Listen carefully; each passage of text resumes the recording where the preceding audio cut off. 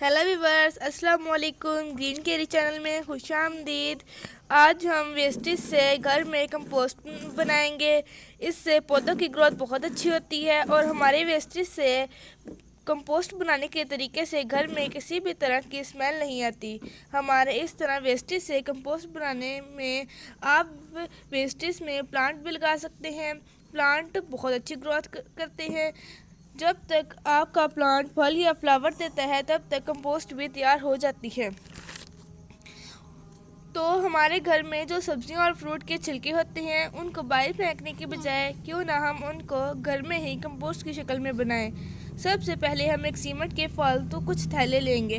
हम थैलों के नीचे सबसे पहले कुछ मिट्टी डालेंगे। ऊपर हम अपना सारा वेस्टेज डालेंगे और सबको दबाएंगे। उसके बाद मिट्टी की एक मोटी तह लगाएंगे और अब के चंद एक पौधों की सफाई की हम उनका वेस्टेज भी छोटा छोटा काट कर इसमें डालेंगे ताकि दूसरे वेस्टेज के साथ फल जैसे कि फलों और सब्जियों का वेस्टेज जो हमने इसमें डाला है उसी के साथ ये भी गल सड़ जाए और हमारी कंपोस्ट तैयार हो सके। देखिए व्यूअर्स, ये भी कितना ड्राई है। अब हम इसमें टमाटर के प्लांट्स लगा देते हैं और हाँ, ख्याल रहे इसको ज़्यादा पानी नहीं देते। जो हमारा वेस्टेज है इसमें पहले ही काफ़ी पानी मौजूद है। हम अपने टमाटर्स के प्लांट्स को इसमें लगाने के बाद मिट्टी को हल्की हाथ से दबाएंगे ताकि जो हमारे टमाटर के प्लांट्स हैं मिट्टी में ना गिरे और जब हम इनको पानी दें तो ये मिट्टी में ना गिरे, इनकी रूट्स डैमेज ना हों। टमाटर के पौधे की रूट जल्दी ही बड़ी हो जाती हैं। ये खुद उनका पानी अब्जॉर्व कर लेंगी। तो ऐसा करने से हमारे प्लांट जो अब फल उठाएंगे इसी के साथ हमारी कंपोस्ट भी तैयार होती रहेगी। हमने एक थैले में अपने टमाटर लगा दिए। अब हम इसके ऊपर थोड़ी सी और मिट्टी डालेंगे ताकि ये मिट्टी टमाटरों का जो हम इनके ऊपर पानी डालेंगे अच्छी तरीके से एब्जॉर्व कर ले और हमारे टमाटर ज़्यादा पानी की वजह से गल सड़ ना आ जाए। देखिए व्यूअर्स, आप इस तरह से हमारे टमाटरों का लुक ये कितने फ्रेश लग रहे हैं। आप देख सकते हैं हमारी ये मिट्टी कितनी सॉफ्ट लग रही है। हमने इसको ज़्यादा नहीं दबाया। अगर हम इसको ज़्यादा दबा देंगे तो ये टमाटर ज़्यादा ही मिट्टी के अंदर चले जाएंगे और उनकी रूट्स डैमेज हो जाएंगी। हमने ये जो एक सीमेंट के थैले के अंदर लगाए थे, देखिए हमने इनको किस तरह रखा। आप हमारी इन टमाटरों का लुक देख। हम मिट्टी की तह बिछाएंगे और ये जो हमारा घर का फलों सब्जियों चाय की पत्ती अंडे के छिलकों का वेस्टेज सारा इसमें डाल दिया जो काफ़ी हद तक गल सड़ चुका है। इसके साथ ही जो हमने अपने पौधों को काटा उसको भी इसके ऊपर बिछा देंगे। इसको बिछाने के बाद इसके ऊपर मिट्टी की एक मोटी तह लगा देंगे।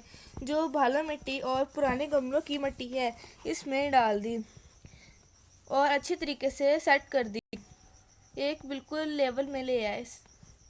अब हम इसमें गुलेदोदी की एक कलम लगाई और ये हमारा गुलेदोदी का काफ़ी बड़ा प्लांट है जो काफ़ी अच्छे तरीके से ग्रोथ किया हुआ है, जो इस बड़े थैले में लगा देंगे।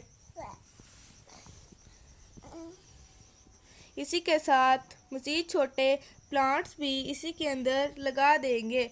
ये हमारा इसको हम लगाने के बाद हल्के हाथ से थोड़ा सा दबाएंगे ताकि इसकी रूट्स मिट्टी के अंदर अच्छी तरीके से चली जाए और ये मिट्टी में सीधी तरह रह सके।